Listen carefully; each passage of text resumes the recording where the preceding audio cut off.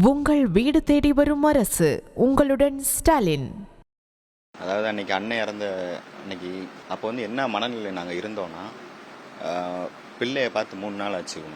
பார்த்து 3 நாள் ஆச்சு. ஆளாளுக்கு பிரச்சனை ஆகிற மாதிரி ஒரு ஃபீல் ஆச்சு. இதெல்லாம் எதுவும் வேணாம், இந்த பிரச்சனைக்கெல்லாம் நம்ம போக வேணாம். இருக்கிறது 2 பேர். அடுத்து என் லைஃப்பை நான் பார்க்கணும். அவங்க முடியாதவங்க, இவங்களை வச்சு இந்த பிரச்சனையை நான் சமாளிக்க முடியாது. இதுதான் அன்னைக்கோட மனநிலை.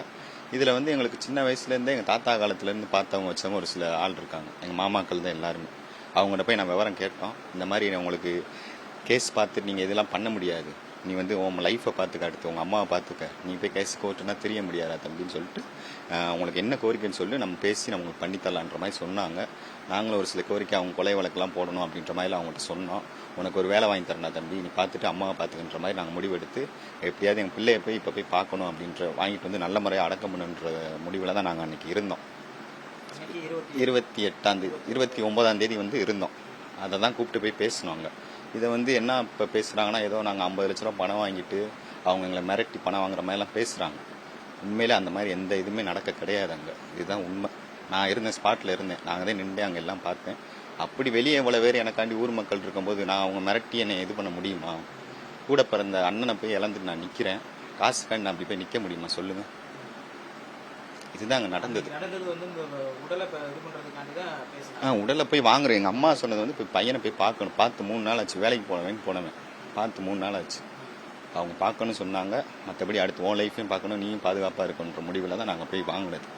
நம்மளாம் எடுத்த முடிவு தான். மற்ற யாரும் என் கட்டாயம்லாம் படுத்தலை.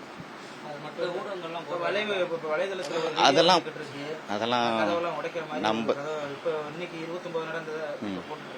அப்படி கதவை உடைக்கிறது வந்து எப்படின்னா, உள்ள இவங்களை மிரட்டுறாங்களோன்னு நினைச்சு அவங்க கதவை தட்டியிருக்கலாம். ஆனால் அந்த மாதிரி எதுவும் உள்ள நடக்கலை. நான் அப்படி இவ்வளோ பேர் எனக்காண்டி வெளியே நிற்கும் போது நான் எப்படி உள்ளே போயிட்டு காசை வாங்கிட்டு நான் போய் இதை பண்ணுவேன்? நான் சொல்லுங்க. அது அந்த நியூஸ் வந்து ரொம்ப இதான நியூஸ், தப்பான நியூஸ். அங்கே உள்ள அப்படி நடக்கலாம். பேரம் பேசுறது, நாங்கள் பணம் வாங்கிட்டோம்னு வெளியெல்லாம் சொல்கிறாங்க. அப்பெல்லாம் எதுவும் நடக்கலை. ஆறுதலாக இருந்தாங்க. நாங்கள் 2 பேர் தானே. ஒரு அந்த ப்ராசஸ் கூட சொல்லுங்கள். அந்த போய் பணம் எப்படி வாங்குறது, எப்படி அந்த போய் பாடியை போய் வாங்கலாம், எப்படி பண்ணலான்றது எனக்கு ஒரு ஆள் வேணும்ல சப்போர்ட்டு. அதனால தான் எங்கள் தாத்தா காலத்துலேருந்தே எங்களுக்கு அவர் தெரியும். இப்போ சேங்கை மரம்லாம் சொல்கிறாங்க. அவர்லாம் எனக்கு ரொம்ப எங்கள் தாத்தா காலத்துலேருந்தே அவர் நல்லது கெட்டதுன்னா வந்து போகிறதுல இருப்பார். மற்றபடி அவங்கள சும்மா சொல்லக்கூடாது. நம்ம இந்த பணம் கொடுத்து பேசி மிரட்டினாங்கன்னா தப்பாக சொல்லக்கூடாது. பேசல சத்தியமாக.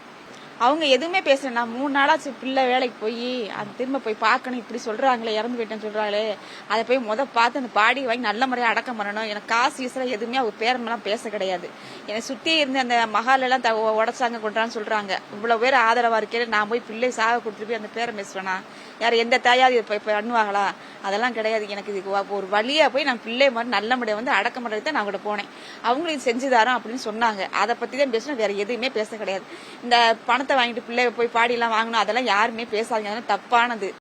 உங்கள் வீடு தேடி வரும் அரசு உங்களுடன் ஸ்டாலின்.